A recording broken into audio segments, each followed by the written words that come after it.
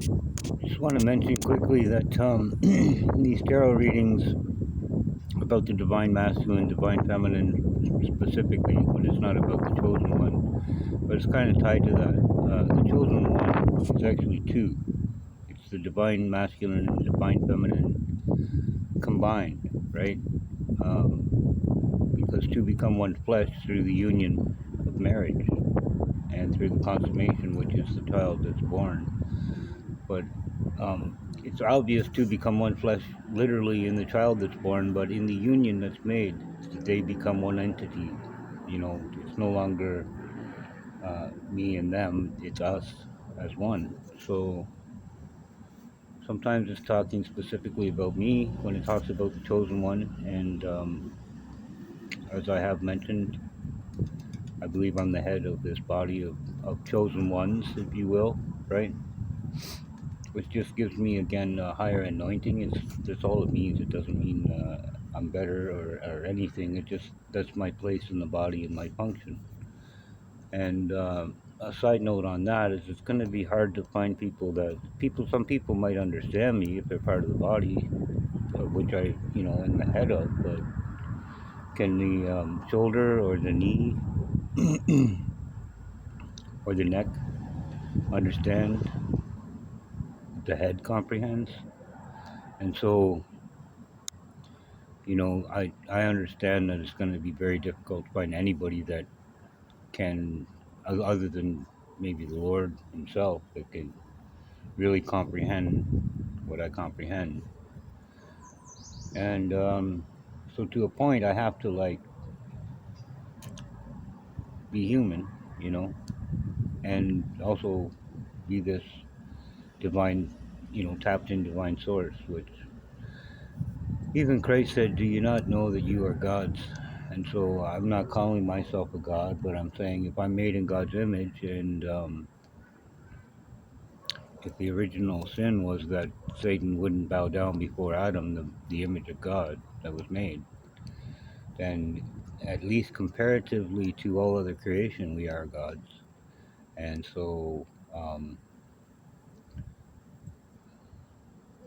and the funny thing about that is the part that the fallen angels played, calling themselves gods, and their offspring, which were half angel, half human.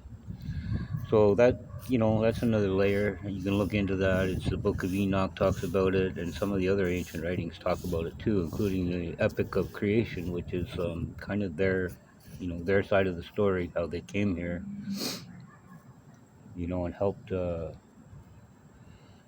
with the creation of humanity. But that's not accurate, right? They were kicked out of heaven, which is why they came here, right? But you know, so sometimes it's talking specifically about me, and sometimes it's talking about my love, which um, I've been dealing with. I posted that I was with Bella Bashan, and she's an amazing woman, and she's gorgeous. Anybody could say, but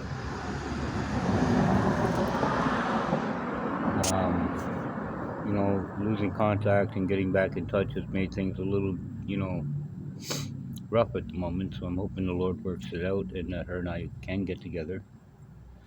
And aside from that, um, the weird thing is that God had planned for me to hook up with Emma Watson, which is like the strangest thing you could possibly think of, or I could possibly think of. And, she was taken as a child by an evil industry and raised literally to despise me and to fight me on every level. Like she's been conditioned her whole life, specifically against me. So, it's very likely that in a past life, they succeeded, and that's why I'm here again, doing this again. But I'm praying that this is the last time for all time. And being with Emma would have been amazing. I mean, I'm not talking sexually for you perverts out there. I'm just saying. But at the same time, I pray her soul is saved. This isn't about me or what I want, really. I want the Lord's will to be done, so it's about Him and it's for Him. So, blessings, everybody. See what happens next.